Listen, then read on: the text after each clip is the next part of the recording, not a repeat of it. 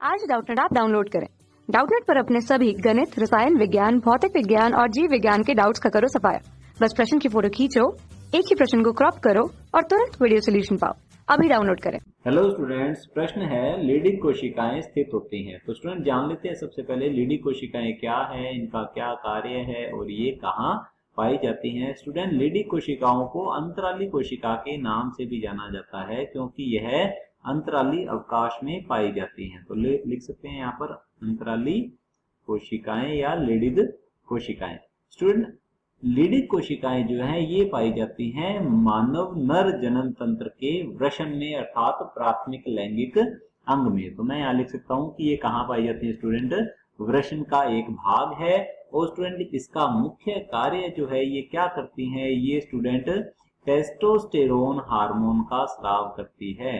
Testosterone hormone का स्राव करेगी जो कि स्टूडेंट क्या होता है, मानव नर में द्वितीयक लैंगिक लक्षणों के लिए उत्तरदायी है। मानव नर में क्या करेगा, यह द्वितीयक लैंगिक लक्षणों का नियंत्रण करता है। तो लिख लेते हैं द्वितीयक लैंगिक लक्षण के लिए क्या है स्टूडेंट, ये उत्तरदायी होता है। तो स्टूडेंट यदि बात की जाए वृषण की, तो वृषण के जो है मुख्य दो स्तर होते हैं बाहर वाले।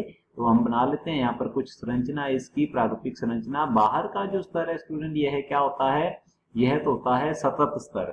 और अंदर का जो स्तर होता है स्टूडेंट, बना लेते हैं इसे भी।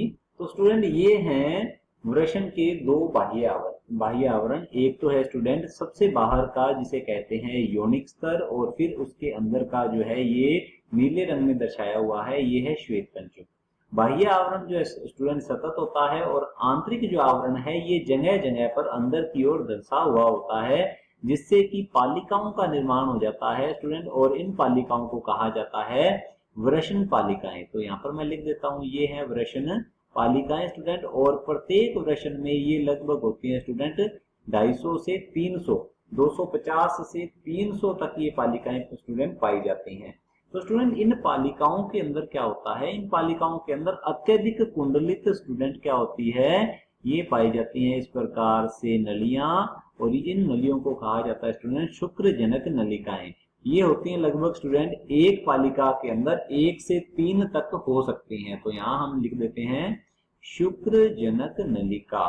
तो फ्रेंड शुक्र जनक नलिका, और शुक्र जनक नलिका जो है इसके अंदर नर जरम कोशिका होती है जिसमें अर्धसूत्री विभाजन के द्वारा स्टूडेंट शुक्राणुओं का निर्माण होता है। और इसमें सर्टोली कोशिकाएं भी पाई जाती हैं जो कि नर्स कोशिकाओं की तरह कार्य करती हैं।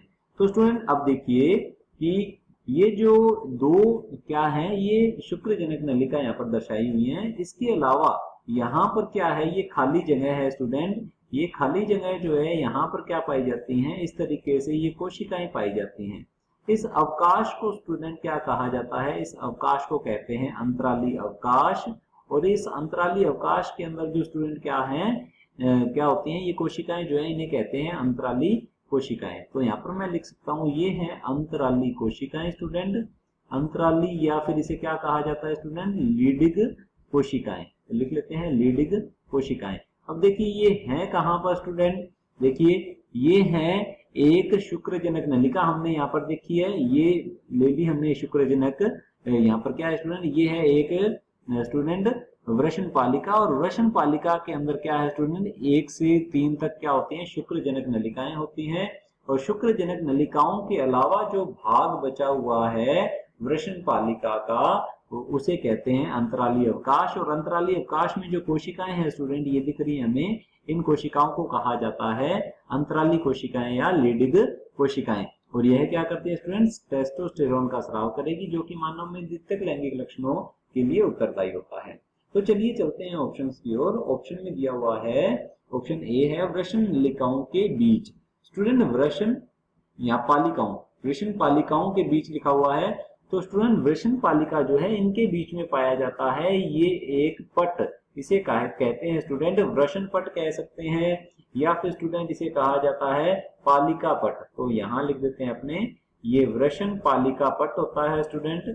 तो वृषण पालिका पट। तो यहाँ पर ये ऑप्शन जो हमारा क्या होगा, गलत होगा, वृषण पालिकाओं के बीच में नहीं होती स्टूडेंट ये। दूसरा ऑप्शन है हमारे पास ऑप्शन बी, शुक्र जनक नलिकाओं में। स्टूडेंट शुक्रजनक नलिकाओं में दो कोशिकाएं होती हैं, दो प्रकार की कोशिकाएं पाई जाती हैं। ये होती है स्टूडेंट, एक तो होती है नर जरम कोशिकाएं या फिर उन्हें कह सकते हैं शुक्राणु जननी कोशिकाएं। तो यहाँ पर लिख लेते हैं स्टूडेंट, एक प्रकार की तो होती है शुक्राणु जननी कोशिकाएं जो कि शुक्राणुओं का निर्माण करेंगी अर्धसूत्री विभाजन के द्वारा। तो लिख लेते हैं शुक्राणु जनक जननी कोशिकाएं या शुक्राणु जनक कोशिकाएं। और दूसरे प्रकार की कोशिकाएं होती है स्टूडेंट ये सर्टोली कोशिकाएं। तो लिख लेते हैं सर्टोली कोशिका होती है इसके पास। तो उसमें शुक्रजनक नलिका के अंदर की ओर लेडी कोशिकाएं नहीं पाई जाती। तो ये ऑप्शन क्या होगा, गलत होगा।